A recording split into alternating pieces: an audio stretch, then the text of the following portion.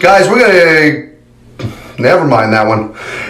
I'm Jay Geronimi. I just launched a new YouTube channel called Wrong Plays, where I recently took all the McDonald Land characters, put them in the GameCube game WWE Day of Reckoning, and wrote some theme songs for them. I also make music as All Hallows Evil, allhallowsevil.bandcamp.com. The new EP is The Grifted Age. It's very good. It's pay what you want. I know no one has any money right now. You can also listen to it on just about every streaming service, so I'd love it if you listen to it. Once again, I'm Jay, signing off. Thank you. Do I look like I'm laughing?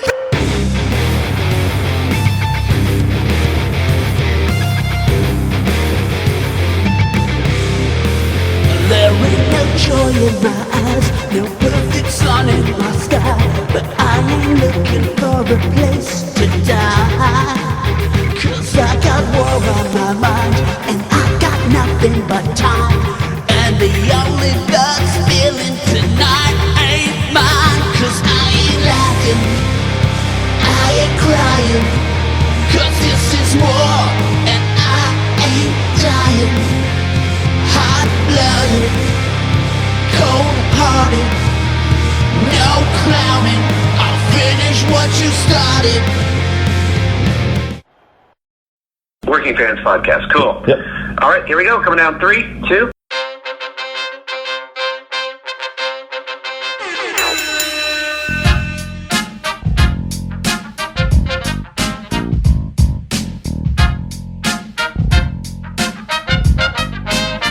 Welcome back for another week of the Working Fans Podcast.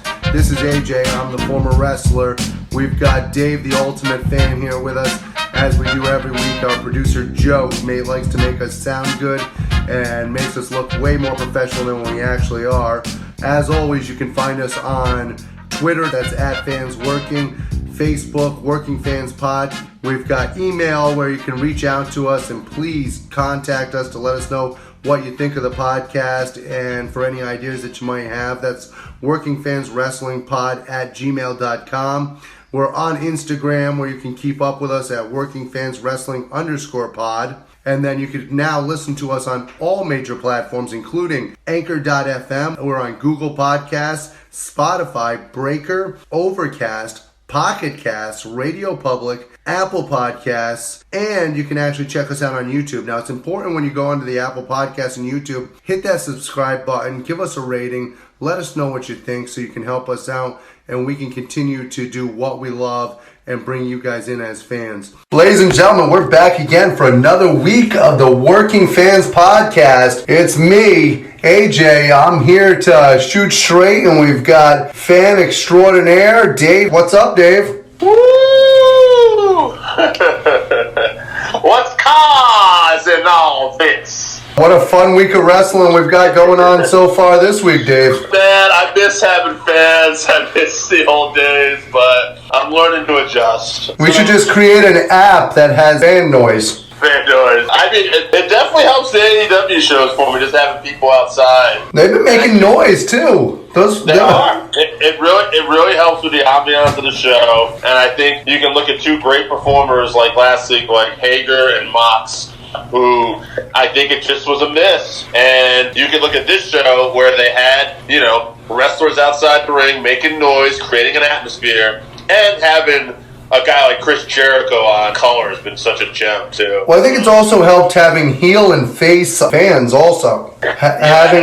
Having them out there and actually interacting has added to some of the storylines. Right. I don't know, when they do tapings again, if that'll be able to go, but as long as they can get away with it, I'm all for it. I don't know how health conscious that is, but whatever. I'm all for it. If they're all for it, we're fine. Absolutely. So what do you want to start with this week? Well, I talked about AEW, but let's start with NXT. I haven't been on. I briefly checked out some websites this morning, but what's going on with Finn Balor, man? Did you hear anything? Because he was missing. I have not heard anything from Finn Balor so far. Yeah.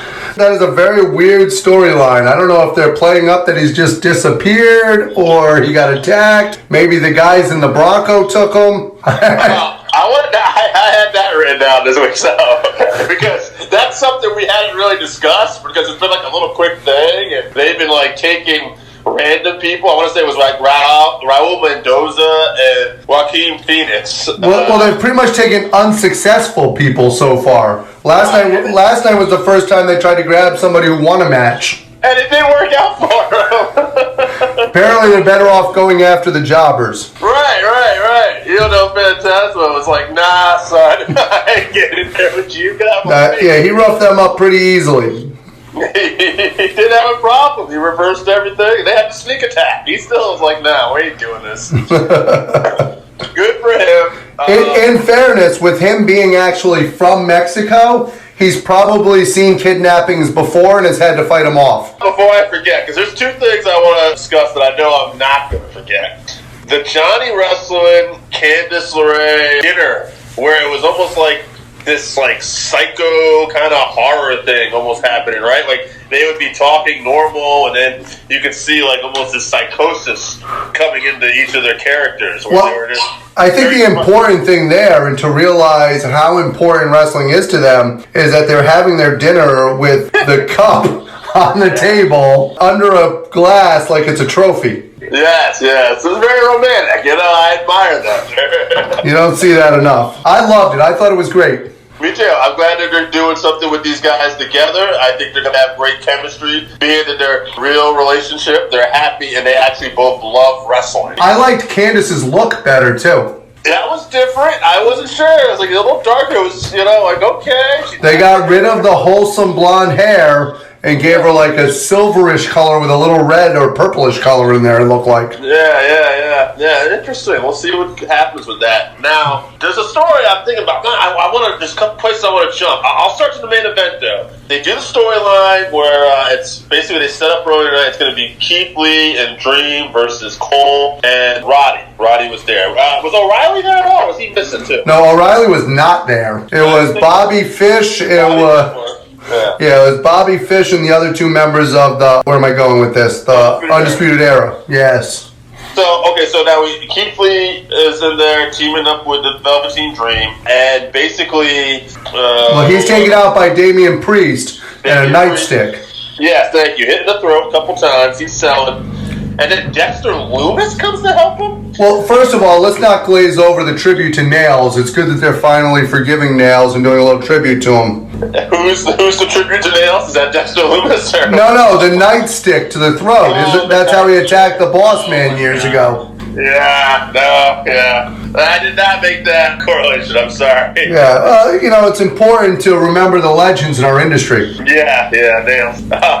Yeah, I love Dexter Loomis being brought into this, especially with there being no actual connection other than last week him just showing up and happening to be like watching what was going on. Right. And so I think that this could be an interesting storyline where I think he's going to be a heel still. Like I have this feeling that like he's just trying to get closer to Velveteen Dream and he's going to take him out when he's going for the title. Well, now in fairness, how is Velveteen Dream not a heel? I don't know about this week, but yeah, in weeks past, I mean, when he was supposedly a babyface and he was wearing Roddy's wife and kids on his tights, which was a classic Rick Rude thing, and Rick Rude was not a babyface at that time. Yeah, that's what I'm saying. Almost nothing that the Dream does is actually something that classic babyfaces would do. Yeah, and it's funny because if you had the NXT crowd there, they're a little partial towards him, you might get away and not realize what's going on, but when there's no audience there, it's like, nah, this guy's a heel. What's going on? Well, now, here's the funny thing. Dexter Loomis, I think it's the opposite. I think it's easier to make him the face in this situation because I don't know if an NXT audience, with the way he's acting creepy, would go completely with the face thing. No, I think they would crap all over him, honestly. Yeah, I don't think he would get the... Yeah, so I think it's a good opportunity for the crowd to get used to him and to realize, hey, okay, this is the creepy uncle who we like, but nobody else might understand before he gets in front of the crowd. To me, the big thing of the night was, I just want to know, what do you think? Drake Maverick, work or shoot? I'm thinking it's a work now, but I mean, we'll see what happens. Or he's legit going, and they're actually just playing this up, and they have his blessing, and they're trying to make the most of it. Well, he's the only person I know who was released who has at least 3 future matches. Right. And and they're playing it up. They played this video from Instagram, and they're playing this in the storyline. I think the whole thing, including the video from Instagram, is a work. Of course it'll work. What are you, fucking more? I'm thinking it's either a work from Instagram or they saw what he did on Instagram and they're like, well, fuck, we can't find this. Well, here's why I think the Instagram is a work. Okay. Because even though it was posted, he still had these matches already scheduled. Well, he did say in the Instagram post he thanked them for letting him still wrestle and compete in there. And that's my point behind it is, nobody else who was released still has matches. You know, but here's the thing. When they first announced it, like, I wasn't surprised because I'm like, Vince isn't paying attention to the Cruiserweight tournament going on in NXT. But, you know, and then I saw the Instagram video and I'm like, no, I don't think he would be involved in something like that. Dave, to quote, I'm going to quote a wise man here and I'm going to tell you, it's all a work. Yeah, I'm agreeing. I'm leading to work. I'm just, you know, when did the work start is, I guess, the question. They started working us from the day of the cuts. Yeah, well, we're going to find out at some point, I guess. I mean, you know. So, where does it go? Does he lose all 3 of his matches, but then they feel bad and they give him a job anyway because he's so competitive? That's exactly what they're going to do, and then they're going to rehire him to try to gain sympathy from the WWE NXT audience, which is all of a sudden going to make them look like the good guys for rehiring this sad person. Well, I will say this. It makes it a little more interesting as matches. And we'll see where we go from this. Who do you see winning this tournament right now out of the field? It's either going to be Kushida, in my opinion, or Phantasmo. Yeah, I agree. I think those are your 2, definitely. If I have a dark horse, watch out for No Longer Gentleman Jack. Yeah, I liked his performance last night, even though he lost. I thought he did great. Yeah. Here's another thing I want to mention from last night on NXT. Now, I had not watched backstage beforehand, so I didn't know anything that they had talked about the night before. So watching TV, and I actually got up to get a drink, and I'm thinking to myself as I got up to get a drink, I haven't seen Mia Yim. I'd really love to see, Mia Yim going forward, and I would love to see her versus Charlotte Flair. And the reason I was thinking that was because I had just seen the Io Shirai package, and I was like, I would love to see Mia Yim versus Charlotte Flair. So I get up and I go and I get a drink from the kitchen. I come back and I'm watching it, and next thing out is Mia Yim, and they're like, oh yeah. Last night on backstage, Charlotte Flair was talking about, and Beth Phoneix were talking about how much they would love to see Mia Yim versus Charlotte Flair, and that Charlotte Flair laid out a challenge for her. And I'm like, oh, goddamn. A nice backhanded way to do it, too. Like, thank you for making me a star. Now, all these years later, I hope to make you one as well. You're a good little hand. Now, she did a great job with being the heel on that, Charlotte, and obviously doing the back. But I thought that Mia Yim also did a great job with her facial expressions as she's getting the backhanded compliment. Wait a minute, what? And then turning it to that evil little smirk of, all right, well, we'll see who makes who a star. You know, we're taping this after last night. This will probably air Thursday. Yeah, we're always a week behind. Always a week behind. So we'll see what's going on next week. I don't know. They changed Killer Cross's name, too. That was one other thing I noticed. Well, they just added a first name to it. It's like, Killer Cross or something like that. I think it's Kadane or Kadane. I'd have to listen to it again. Cadium, maybe? Something like that. We're going at this raw, folks, so. Well, they added a name to Killer Cross, and they took away a name from Scarlett Bordeaux. But, yeah, I mean, yeah, Scarlett Bordeaux is now just Scarlett. Both those two have a great upside in the company as a whole. I could see them doing great in NXT, and I could see Vince loving both those guys. Really? You think a well-built blonde is going to do well with Vince McMahon's WWE? I hate to say it, but I'm more worried about Cross than I am her. Really? Yeah. You think she's got a secure future there? Yeah, I think Cross does too.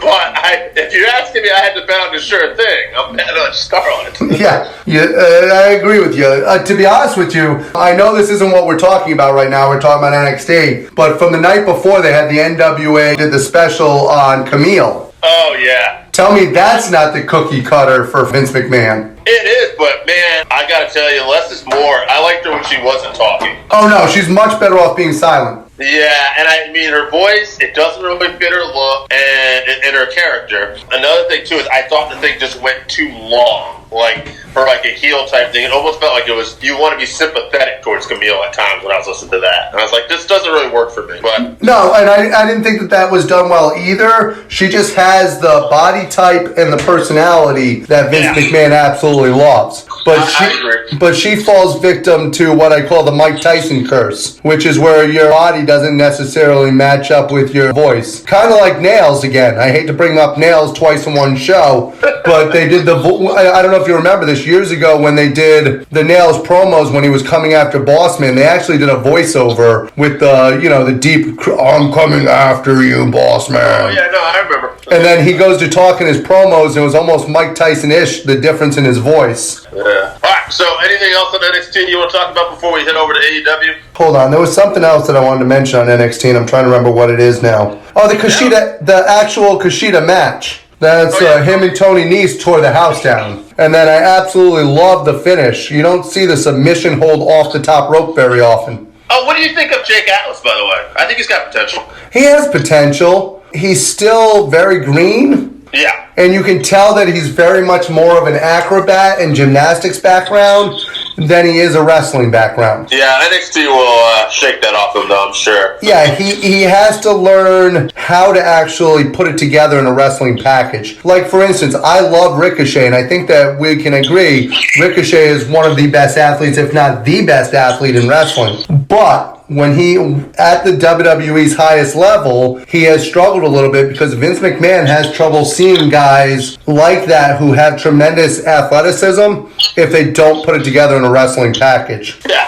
No arguments here. And unless you got unless you're an amazing promo or interview, which he's not. So exactly. Yeah. So let's do some AEW, the number one wrestling brand in the world. Well, I thought they had a solid show last night. Darby and Sammy, these guys got great chemistry together, man. They try to kill each other every time. I don't know what's going on there with Spears. He wants his money from Sammy, but he's still rooting for Sammy. But Sammy owes him some money. Now, Sammy had some great moves in that match, and even before the match, I loved how unforgiving that ladder was when he came down on Darby Allin. It looked like those two had killed each other. Yeah, it really did. I like Jericho in that, too. Why do we have a ladder? Why do we have all this stuff here when we don't have any fans? So we can do crazy stuff like this. That's why.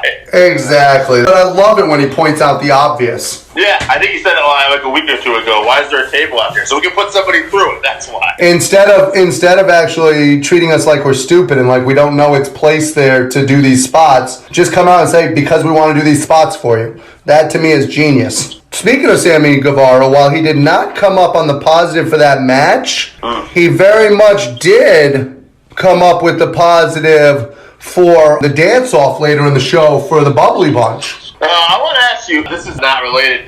Have you heard of TikTok? Yeah, I know what TikTok is. Okay, so you got the whole flip-flam. I did, and I got the dance off, the flip-flam off. It was fantastic. Maybe someday we'll actually do that for the Working Fans podcast. We'll have people vote on whether or not me, you, or Joe do it the best. Yeah, we had a flip-flam. Yeah, I think people would really love that. Bring them that. But Sammy Guevara, absolutely incredible dancer, and seemed like there might be a little heat between him and Jericho when he got the sanitizer. Well, see, Sammy was over this show because he's apparently getting invited to the Matt Hardy compound, too.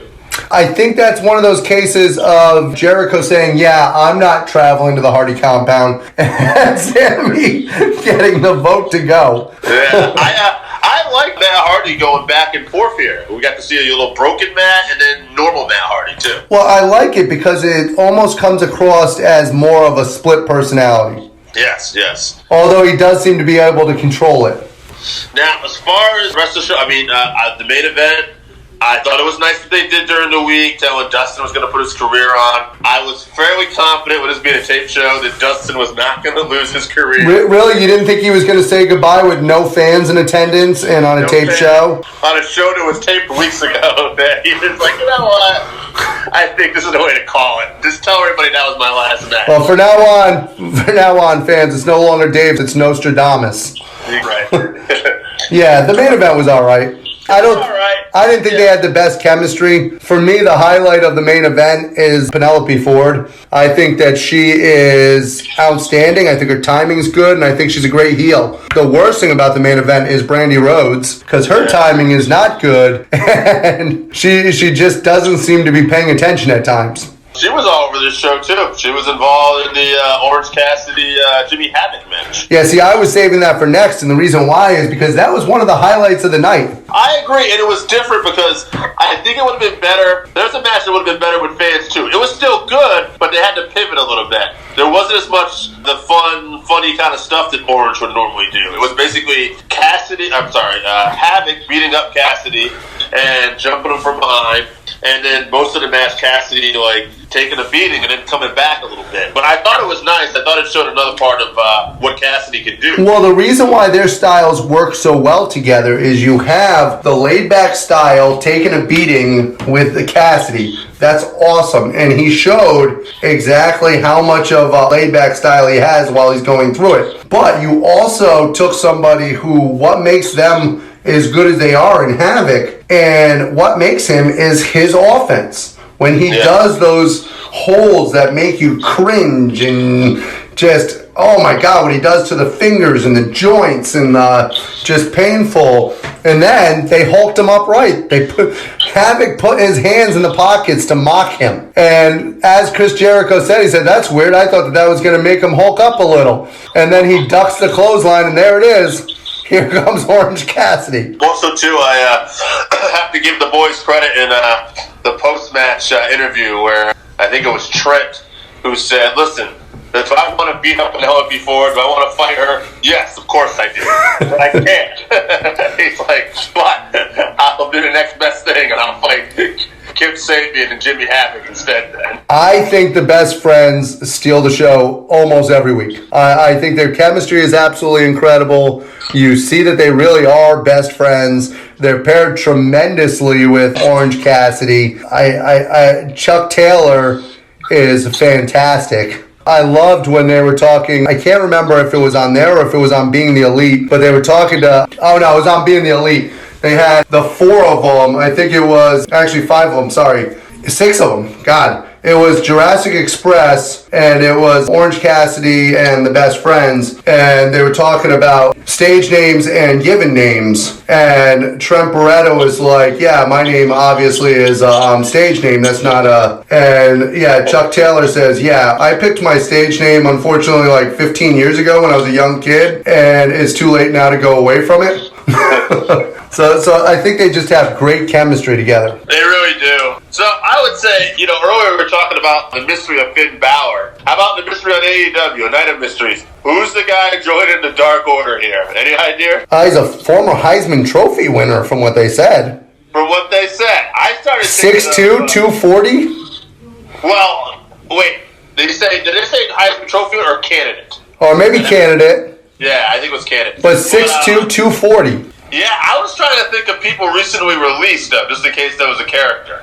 Yeah, that could definitely be one of those guys. I couldn't, I was trying to picture, I started thinking of people it ain't fucking Rusev, I mean. What did you think of Cody Rhodes at the beginning of the show?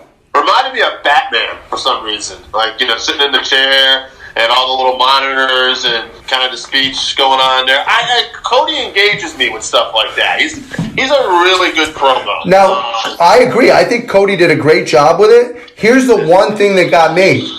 I actually got to the end of the show, and I'm like, I didn't get to see Jake Roberts. Because every week they've been starting off with Jake at the beginning, sitting in a chair by a campfire or... Right. And I actually found myself missing him this week, not seeing him. Well, there's no art show this week. And truth be told, too, behind the scenes, Jake's obviously been recording that stuff and sending it in. I don't know how Jake's doing right now. I think he's doing good now, but he was struggling for a bit. So what happened, I guess, was, if you hadn't heard, was Jake, when he originally went down to do the taping, DDP had told him, if you do the taping, you got to find some place to stay because everything going on, I can't have you back here. And Jake was in a hotel by himself for a few days, and he started tweeting out things like, this is getting very lonely here. I don't know I'm doing well, but still sober. And DDP basically said, okay, Jake, come back. And he's back at the DDP house now, the Positivity House. And I think he's doing fine. There are reports he's doing fine. Everything's good. He just really needs that. He needs the support. Jake Roberts, without support, cannot do it on his own. And health-wise, quite frankly, with the beating that he gave his body between the drugs and the years of not taking care of himself, if he was one of those people that was to get coronavirus,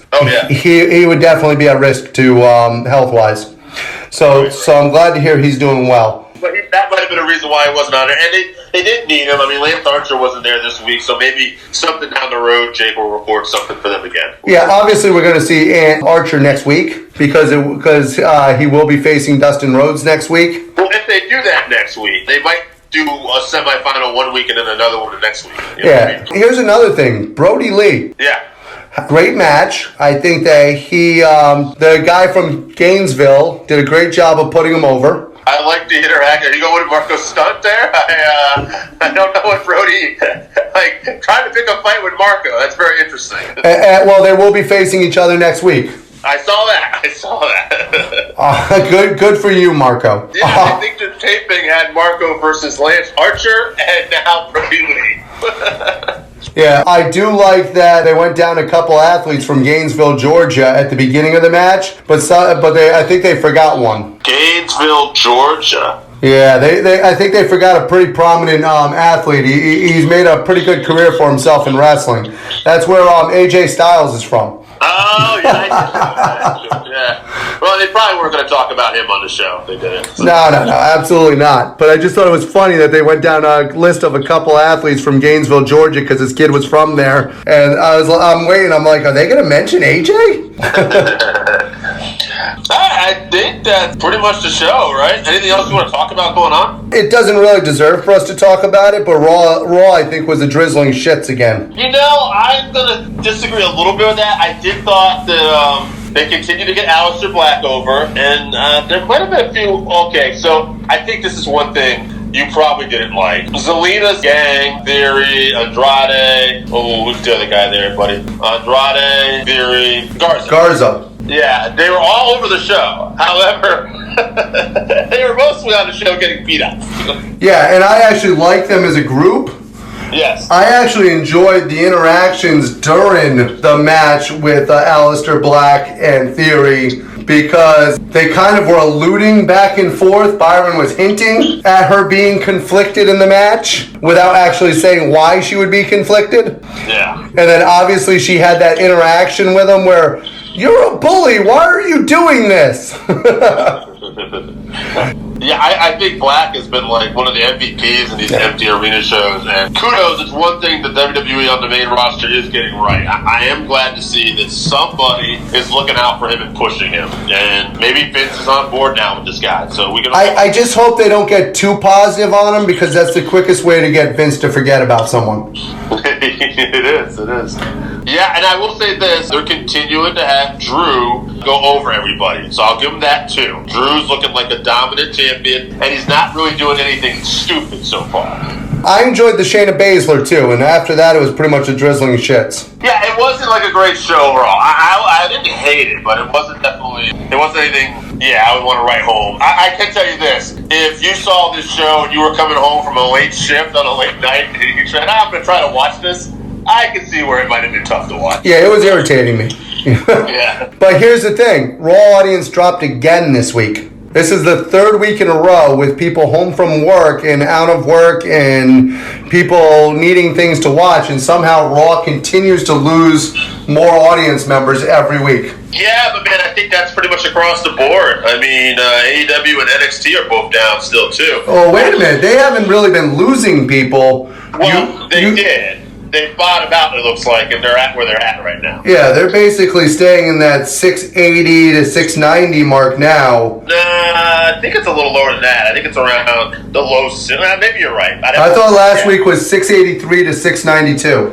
I don't know. NXT won by a couple thousand. Yeah, I thought they had the 692. You might be right. But they lost in their demographics. Yeah, they lost in the important 18 to 49. A lot of older people watch NXT, which makes no sense to me because it's like the older people would know about WWE. You wouldn't think they'd be interested in NXT. Well, there is good news for us out of this, Dave, and we should thank the fans for this. Our demographic is right where you want them. Right. We do not have the 60 to 70-year-old market. No, we do not. We got to see that this week, yeah. We don't have the 18 market either. We're kind of in the middle, so. Hey, that 18 market's coming. I know how well you do flirting with those girls. I'm trying my best out there. This coronavirus is killing it right now. But fans, we're going to let you go on that note. Stay tuned. Listen on because we're going to have a tremendous 531 for you this week. This week we are going to discuss who's got the best drop kick in wrestling. So Dave, say goodbye to the people. And we'll catch you on the flip side, guys. Later. It's the Working Fans Podcast with Dave, and today we got a former member of Men on a Mission from the WWE back in the day. He was the happy rapping manager, Oscar. How the heck are you, sir? I'm all right. How you doing? Good, man. Good. Usually when I get people on, I'll ask them about how they broke into wrestling. But with you, I was kind of curious. How did you start rapping? Was that something you always loved? Or, how did that come about? Yeah. Oh, man. I'm trying to make a long story short because that's a loaded question with a long reach. Rap started when I was in high school. It actually started when I was in high school. It started up in the Bronx, New York, where I'm from New York, from Brooklyn. And, I became a fan right away when I first heard the first rap that I ever heard. Because before there were records, the raps were on cassette.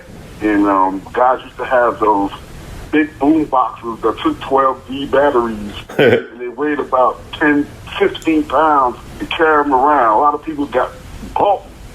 They got bulked up just by carrying boom boxes. And you heard the likes of Curtis Lowe and Grandmaster Flash and Spoonie G, some of the earliest rappers. And I was just a fan then. And then in Brooklyn, we used to mess around with it. I had one rhyme, back by 1979 that I used to do. And then I started rocking at parties. So we used to have block parties outside where we set these huge booming sound systems up. And we just rock it all night. And some of us that was rapping, we would get on the mic and just rock the crowd outside until the club situation came and then the records started coming out. And I so wanted to be a rapper making records. It was my passion and my dream. And fast forward, when Grandmaster Flash and them started making records and then Run DMC, and then they started going on tours and all that. Just fast forward in the story, that was if I had 3 wishes, it would be to go on tour, to make records and be a rap star. To go on tour, make records and be a rap star. Oh, and Genie, to go on tour, make records and be a rap star. I wanted it so bad. Not about the money. It was about prestige, the clothes, and especially number one, the girls. Right. And that's what everybody was really doing it for, because nobody thought that the kind of money was going to be generated out of this. We just wanted to be popular. I started rapping at this club later on, fast forward into the 80s. I started rapping at this club called Broadway International, and the guy, he was a Jewish guy that really liked me. His name was Leon, and he let me get on stage and introduce the act. I used to get booed off the stage every week. Let's get out of here. They threw a wet roll of toilet tissue at me one time. I'd never forget. Wow. It's like, why you just don't quit? Why you just don't quit? Why you just don't quit? But the love of that stage outweighed the negativity until I got better. But it's not that I got better. They just, after I guess about a year, they just got tired of booing. He ain't going nowhere. You broke them down. He really if nothing else, we ain't got to like him, but it don't make fun no more. So yeah, I went on to I did the Broadway International thing, and then what I did was I went. The New York rap scene was really crowded, but my parents moved to California. I went to California where the rap scene wasn't so crowded, and my skill level to rap was nothing in New York, but it was phenomenal in Los Angeles because it was just breaking out. Right. So when you hear the names Dr. Dre, Ice Cube, Eazy-E, Ice-T. You know, I was all in that West Coast rap clique back then, where we used to do parties and all that other kind of stuff like that. Everybody branched off. And then what wound up happening was I had rap. I used to freestyle all the time. I could rap about anything on the spot. And I met a man named Norby Walters. Man changed my life. Norby Walters was an agent to every black group that was doing anything. The Stylistics, the Barry Whites, the Michael Jacksons, and he was their agent. And he was coming to retirement. He took a liking to me, and then he became my manager. That was the best thing that happened because the position that he had, Norby Walters was like the unofficial mayor of Los Angeles, mayor of Hollywood, to be more specific. The man knew every actor, every producer, every celebrity and power broker in the entertainment business. How did you not fail being aligned with somebody like that? And when I met him, I started doing everything. I was playing casinos out in Vegas. I was on the flip side. I wasn't doing the stuff Run MC and Grandmaster Flash was doing. I was doing corporate parties and Jewish events and stuff where rappers don't normally go, where white folks do that. And making a huge amount of money, and I was becoming an overnight celebrity in Los Angeles because I was always getting written up by Variety magazine, The Hollywood Reporter, and it was a glorious time. Wow. Doing all that. What time period was this? 80s, 90s? It was from the mid-'80s, and then the year where I really broke out was 1990. Because in 1990, the very first big project that I did was the Jetsons had a movie, and I got on the soundtrack. If you ever watch Jetsons the movie, one of the very last songs was called the Jetson Rap. That's what I did, and I mean, I was excited. To this day, that's what I'm still proud of. I mean, that's the iconic Jetsons. Right. I did a rap for the Jetsons the movie, and that was fantastic. That's something to live forever, right there. So that's awesome. Yeah, no, it will. Matter of fact, my wife was watching it about a month ago. I mean, it's a phenomenal thing to put on. You know, if I ever write up my legacy on paper, that's a one big pinnacle. Then from then on, I'm getting to the part where I got the WWE. Then I'm gonna let you ask your next question. Oh, that's right. Go ahead. Yeah, keep going. You're doing great. After the Jetsons, this producer that I knew in Seattle, he had a production company where he would do like Vegas type shows with dancing girls and comedians, variety shows. And I knew him as he was Greg Thompson. He was another mentor of mine. After I did the Jetsons, he said, "You know what? You got the Jetsons out. That's a big thing. I got a show running in Bermuda." And beautiful Bermuda, where it ain't nothing but a beach. Mm. It's 7-star hotels, and he was running a show at a 7-star hotel for the Southampton Princess. And he gave me a contract, flew me out there, and I was working in that show. So I lived in Bermuda for close to a year. I came back, and I settled right back into, doing big things in Hollywood. I was rapping, opening things up at the Improv for guys like Adam Sandler and Jay Leno and Jerry Seinfeld and big comedy names. Some of the biggest comedy names ever. I probably opened up for them at the Improv or some other charity event or something else. I mean, it was phenomenal. I hooked up with my favorite comedian, who was the biggest comic in America at that time, Andrew Dice Clay. Mm. I saw him outside the Comedy Store, and I did this rap for him, and he asked me, "How the F did you do that?" I said, "I don't know." So he had 8 shows running at the Laugh Factory, which was on Sunset Boulevard. What he did was he would do his show, he would call me on stage, and then I would rap the show out down. And everybody lost their mind, and then it was, I was like, oh my God, I'm with Andrew Dice Clay. I'm with Andrew Dice Clay. You've had a crazy life, my man. I'm eating pizza with Andrew Dice Clay, and I'm going to go on stage with Andrew Dice Clay. This is nuts. I went with Andrew Dice Clay to Las Vegas.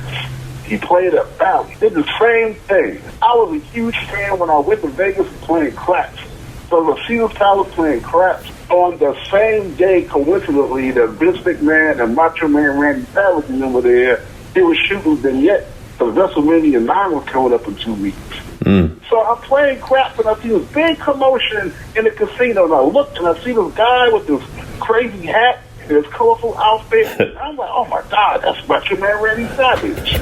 I gave the dice to the guy next to me and I said, go rap for Randy Savage real fast. So I said, Mr. Savage, I got a singing telegram for you. He was like, okay, go ahead, brother. And then I did the rap and I put Vince. I was like, no, Macho Man, no other wrestlers he can't ravage. Talk about Macho Man, Randy Savage, and then goes the man with the plan. Standing right there is Vince McMahon.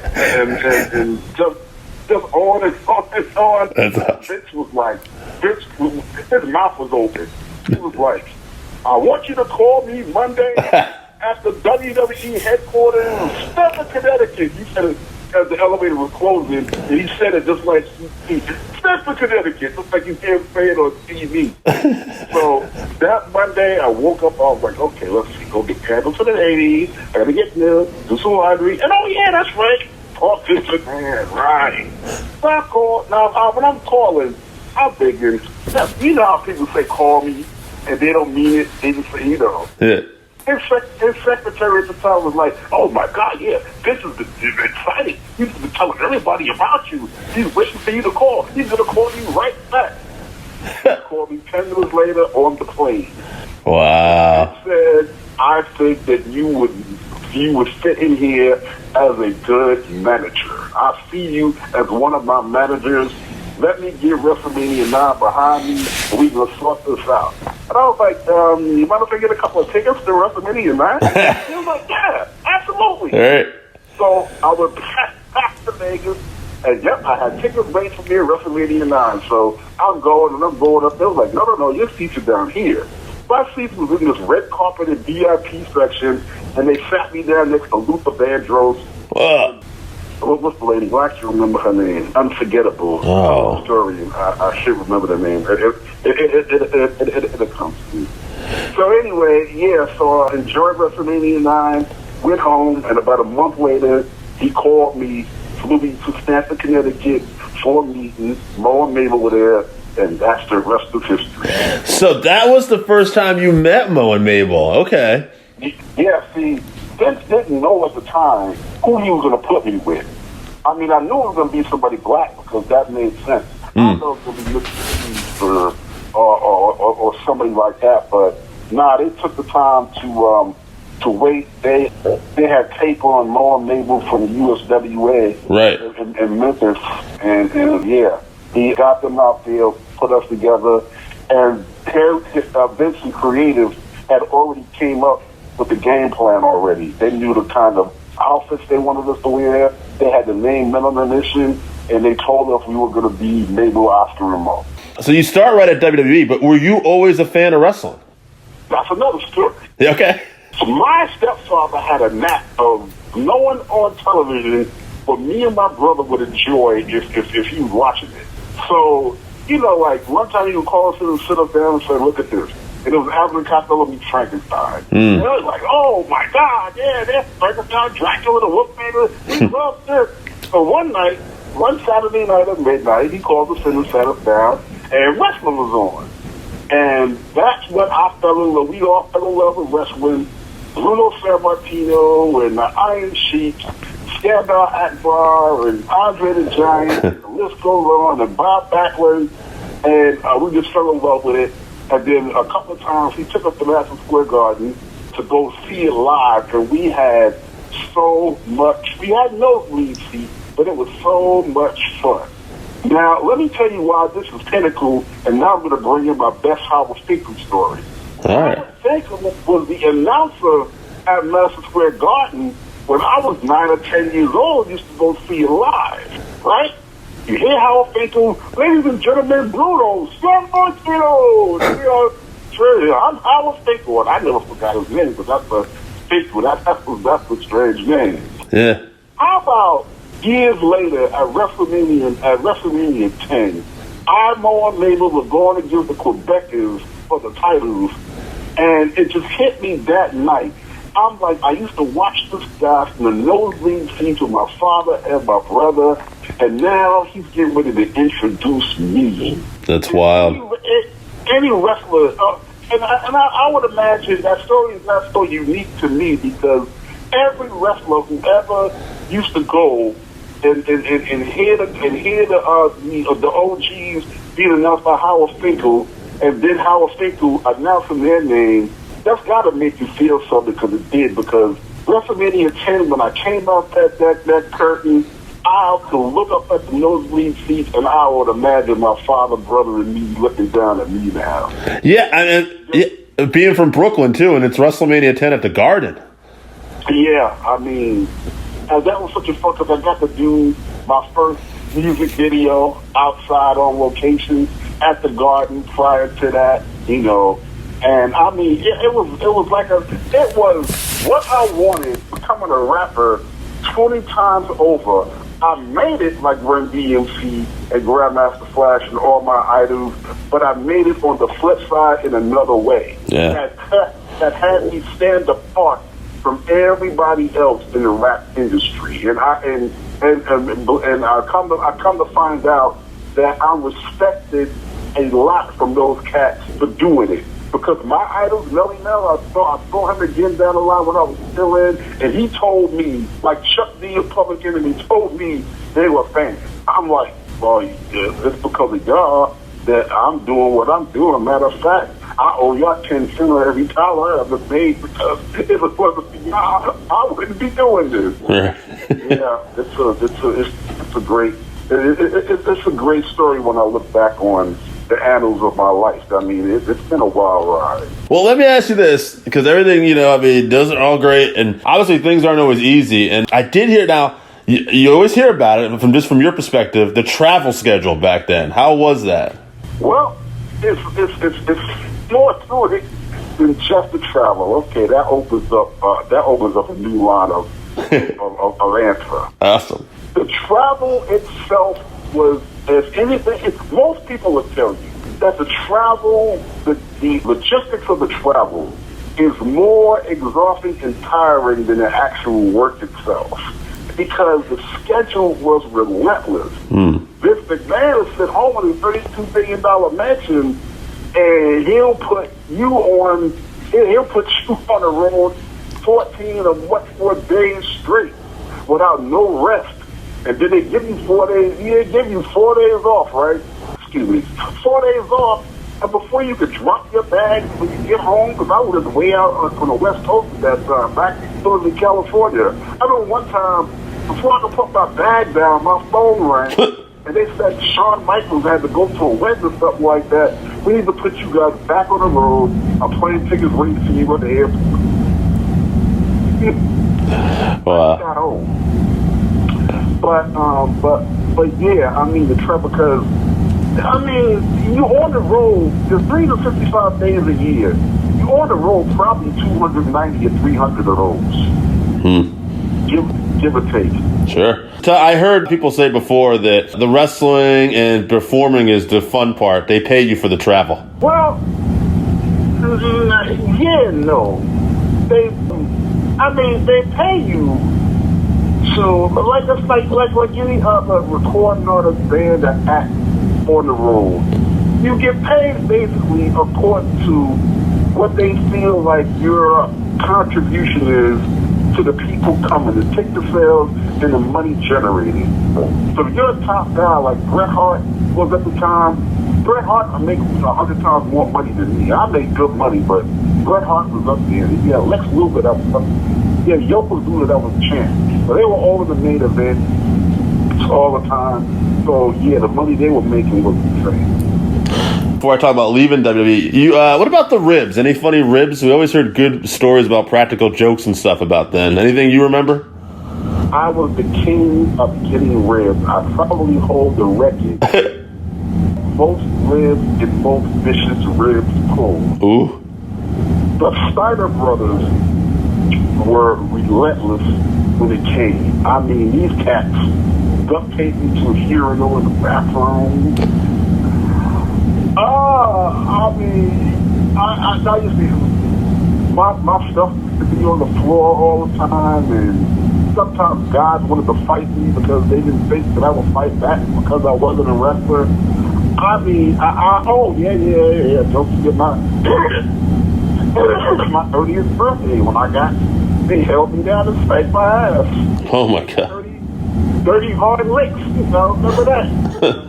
It was just, it's just a lot, but I wasn't the only one. I mean, Lex Luger used to have like these $2,000 suits, and from what I understand, he used to come back from the match and find his suits stapled to a wall. Wow. When the Luger Reigns first got the title, somebody stole the belt, and then they shit in her gym bag. Yeah. These guys wasn't just ribbon playing. They would do some malicious, mean, repugnant, awful stuff.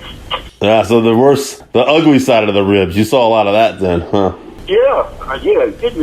Somebody doing that in your bag. It don't get no worse than that. Nah. Now, so you ended up leaving the wrestling. You left WWE. Take us through that. How did that come about? What made your decision to finally leave?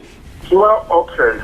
I was about burnt out. Maybe I needed about 3 months off. I could have got regenerized and came back. I was burnt out. I mean, 2 years and change, relentlessly on the road. But what came to a head was Men on a Mission was popular, a great babyface team with a lot of fans, and a really good positive gimmick.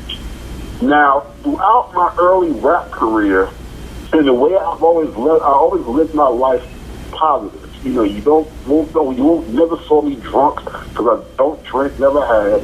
You're not gonna see me smoking. And when it comes down to youth is my passion. Stay in school, stay out of drugs, and live your life positive. And I had a great platform being on television to impart that to a whole lot more kids than if I was just plain old, just plain old Greg, which is my real name. Well, what happened was the idea came to turn Men on a Mission heel. That's what they wanted to do. They wanted to take us and turn us from babyface to heel, be a heel tag team. That didn't sit well with me for a few reasons. But number one, I know Vince knows what he's doing. He's the master at it. But I really felt strongly that, okay, they're going to turn everybody heel. And Mo maybe wanted to be heels. They never wanted to be babyface. That was Impact. I thought that it was the wrong time to do that. That was my opinion. But what the thing was because of my positive stance and my positive stature, I was never going to go on television with those many people watching me and be negative. It just wasn't in me to do it, and that was the split. That's when I was pretty much done. After WWE, did you do anything else with wrestling, or was that it? Did you move on to something else? I left wrestling. And I went straight into radio. I was on one of the biggest radio shows in Chicago called Mancow's Morning. Oh yeah. No kidding. Now I saw you. I want to say in 2017. You did a rap for Something to Wrestle With, like a live show with Bruce Pritchard and Conrad? Okay. I was in Boston doing an interview. Yeah, that's where I saw you in Worcester. So, yeah, okay.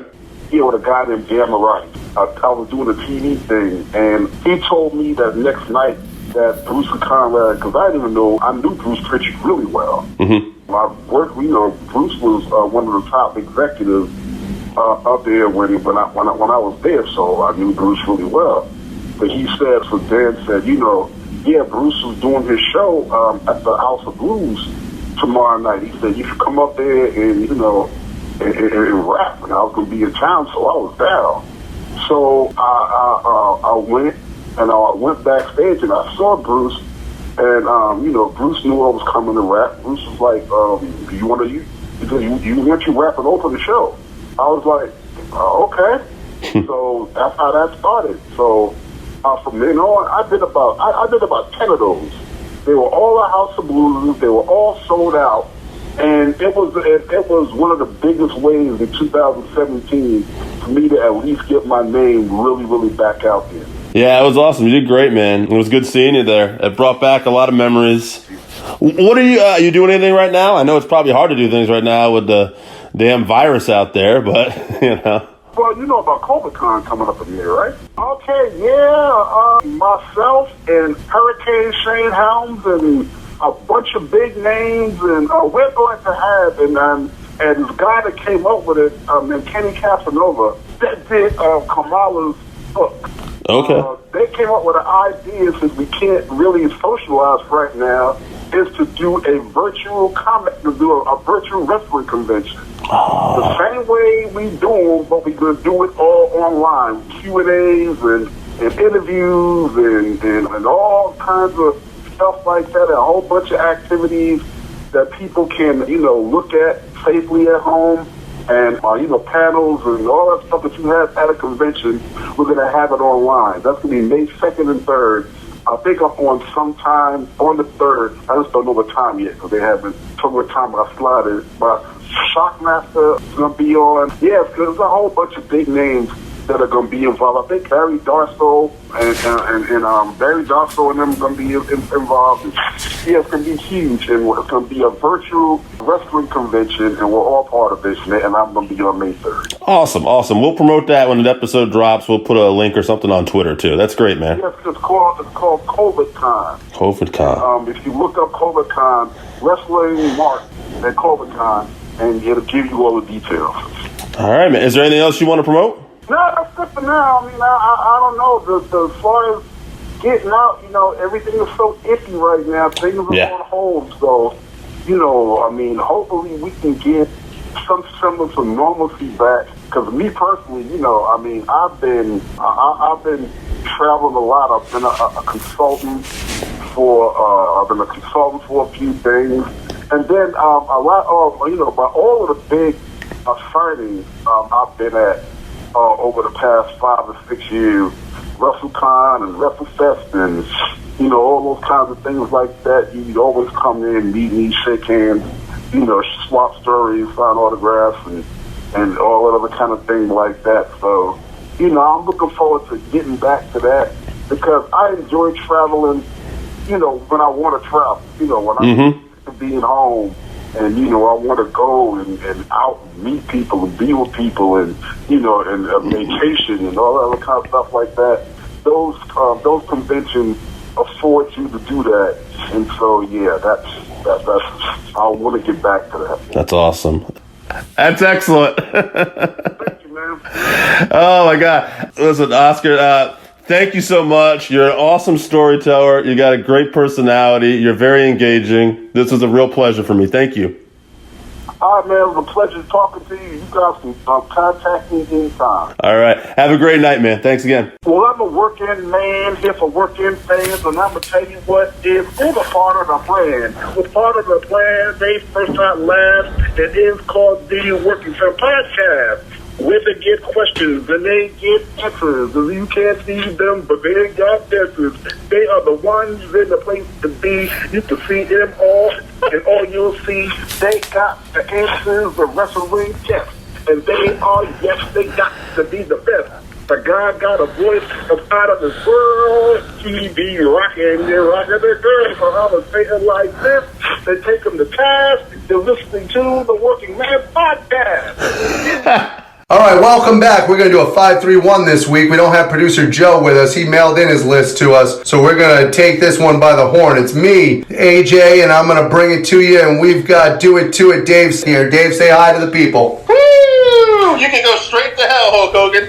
And this 5-3-1, we're going to do the big one, guys. We all talk about it. Who's got the hops? Who's got the best drop kick in the history of wrestling? So, a couple things. One, Juicer Joe did not mail in his list, so he's not going to get on there unless he dubs this in, which he might. Don't be surprised. He's sneaky like that. He'll dub his list in.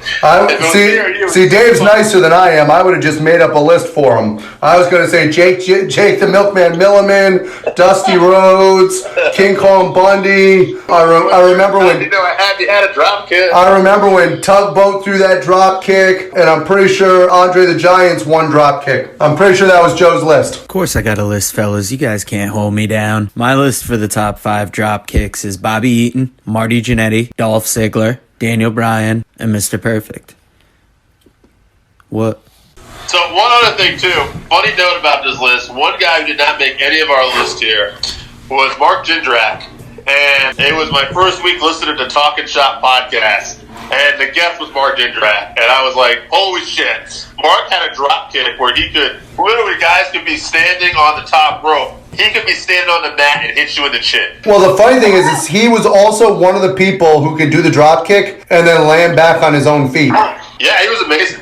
Awesome drop kick. Especially considering he was, what, about 6'5"? I'm gonna start off a list for you because he's got an interesting one. Jake St. John here has Mr. Perfect, who will be a theme here. Okada, who will be another theme. AJ Styles, Randy Orton, and this one is interesting. I had to look it up. Minoru Suzuki, which wow, good I don't one. think of Minoru with drop kicks, but he has kind of a vicious looking drop. No, he's got one that is delivered. I love drop kicks that look like they're driven through you, like you're actually drop kicking the person. So that's a very good one. Yeah, Okada's got one like that too, and I haven't seen Okada's, but Minoru does too. He does, yeah. Yeah, well, for those of you listening for the first time, Jake's an old friend of ours. We all went to high school together, but he's also an accomplished author, and you should pick up his book on Amazon. Dave, what's the name of that book? Lost City Highways, I believe. Absolutely.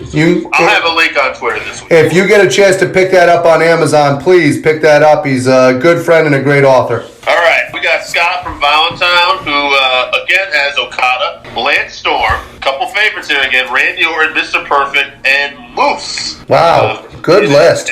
Yeah, big drop kick. I'm a little upset that I don't have Lance Storm on my list now. That is a hell of a list. Let's go to Zach St. John, Jake's brother, because they usually have a lot of similar people on the list, and I'm seeing Lance Storm, Okada, Dolph Ziggler, Kurt Hennig, and AJ Styles, who probably didn't make this list enough. AJ Styles is a hell of a drop kick. He does. He has a hell of a drop kick. Once again, Zach being the baby brother of Jake, he's got red hair like Dave, so he doesn't have a soul, but a hell of a nice guy in his own right, and a great list there. AJ Styles, incredibly underrated, great drop kick.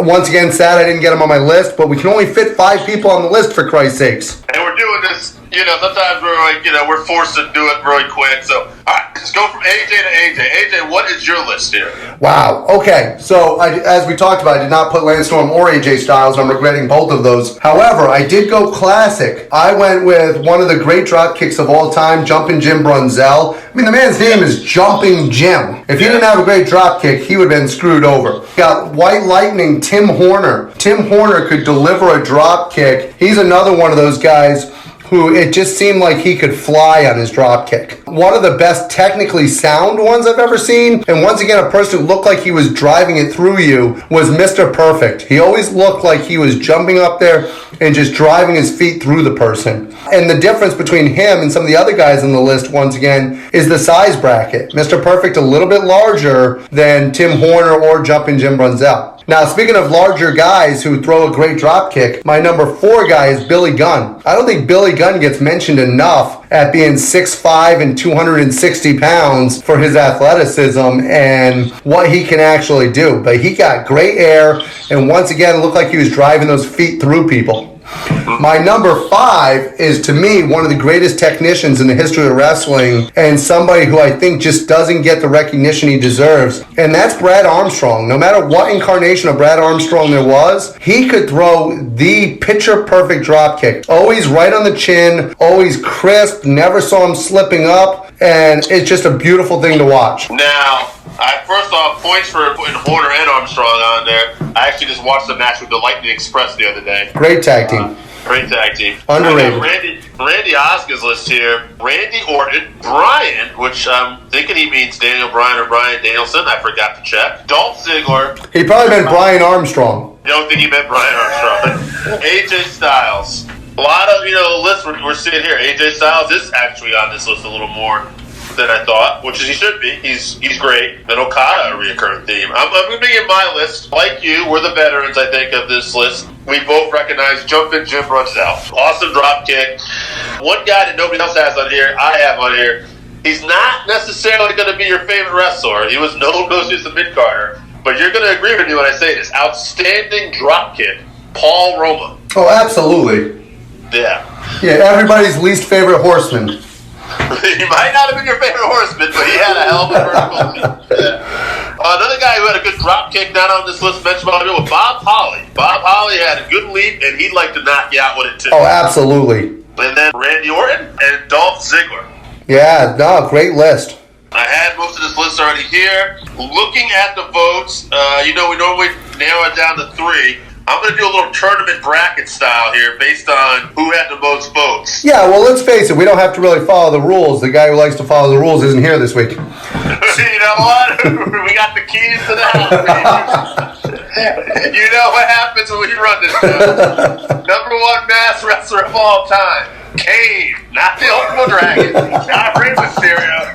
Kane. Wait till they see who wins the drop kick. Yeah. I should have never gave y'all dudes money. Well, if you had listened to last week's episode yet, because it dropped today, but me and Joe ended up picking John Cena as the number 1 U.S. champion of all time. So Yeah, I heard that. Afterwards, I'm like, he was a great U.S. champion, but number 1? Yeah. I think we didn't do that one right. Yeah, I heard that one. All right, so first round bracket. I got 4 people here. In the first round bracket, I got who had the better drop kick, AJ? Mr. Perfect or Dolph Ziggler? Oh, Jesus. So now here's what we're going to do, or in my opinion. Yeah. Dolph Ziggler, to me, is almost a copy of Mr. Perfect's drop kick. It's like he watched Mr. Perfect's drop kicks and emulated it. So for me, you got to go with the original one here because he's clearly trying to pay homage to Mr. Perfect. Well, so Perfect could just look like he's going to drill you in the face with it, and he had that tremendous stand-in drop kick. And he's 40 pounds heavier than Dolph Ziggler. I don't know, but he's definitely. I'm going to agree with you. Now, see if you follow my logic on this one. All right. I can't wait. All right, we have AJ Styles versus Okada. Ooh. Based on the list we got here, I want to say we had 4 people pick Okada for best dropkick, and AJ Styles had 3. Now, so when we match these 2 up, and you take technique and everything versus each other and styles and how to deliver, I went with AJ Styles because I like him better. I think that was the way. Okay, so first off, if we ever start a promotion, and fans, please let us know if this sounds good to you. Yeah. If we ever start a promotion, the first main event I want, AJ Styles versus Okada. Sign me up. Now, I'm going to disagree with you. Well, I like Okada better than AJ. I know you'd think I would go with AJ because I'm an egomaniac and I would go with the guy with my name. But I actually prefer Okada out of the 2 of them. I think Okada has made such a big splash, and I think the dropkick is much bigger part of his offense than it is AJ's at this point. Now, you're saying you like Okada better with his dropkick, or do you like Okada the performer overall better as well? I like Okada as the performer overall. Man, I feel like you're doing a babyface turn here. You see the fucking ship falling, and you're not going to go down with me on this one. Okay, first... I don't buy that in your heart of hearts. You're a homegrown TNA fan. First of all, you might think I'm going babyface, or am I just really going heel on you? Maybe. Here's the ultimate test. Okada versus Mr. Perfect. Who are you picking? Oh, Christ. I didn't know they were in the same bracket. That's it. We're going to the finals. Wait a minute. We forgot Brad Armstrong. We forgot Billy Gunn. No. We're not doing the whole... I took the top 4 vote getters. Holy Christ. You thought you had a little time here to fuck around. You didn't know. Son of a goat. So it's Okada versus Perfect? Yeah. Holy shit. Mr. Perfect all the way. Well, I do like Okada too.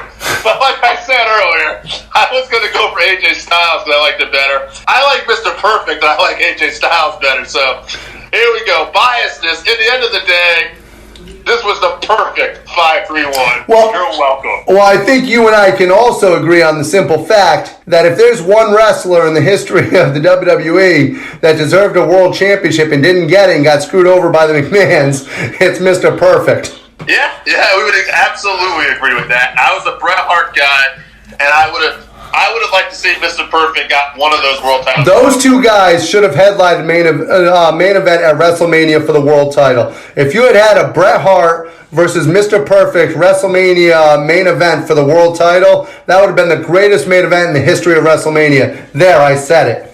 No biases here, folks. Mr. Perfect, best dropkick of all time. Guys, if you like it, kiss our ass. Yeah, and if you disagree with us, you know where to find us. We're all over Twitter right now. You can email us, send it in, let us know what you think. And please, keep letting us get your list for the 531, because we love debating with you. We love putting them in there. Joe, we missed you this week. Hopefully you'll be back for next week's. I mean, your list was horrible this week. It was trash with all those big fat guys that can't throw a drop kick.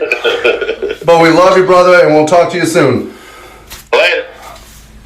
All right, man. I thought that went well.